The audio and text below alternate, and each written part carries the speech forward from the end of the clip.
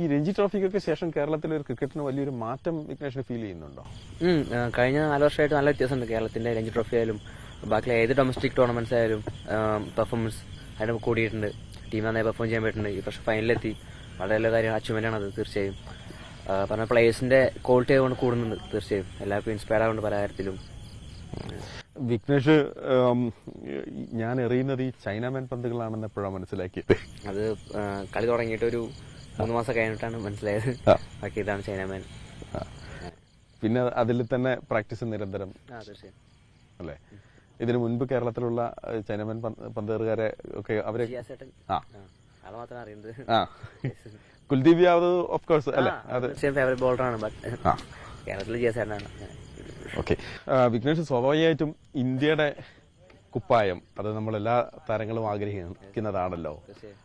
അപ്പോൾ ഒരു സ്വപ്നം എന്താണ്? തീർച്ചയായും എല്ലാ ക്രിക്കറ്റേഴ്സിന്റെ ആഗ്രഹമാണ് ഇന്ത്യ കളിക്കാൻ. അതിനായുള്ള പ്രയത്നം തുടങ്ങും. ഇത്രയും കാലം അതിനായിരുന്നു. ഇനി അത് തുടങ്ങും, തുടരും, തീർച്ചയായും തുടരും.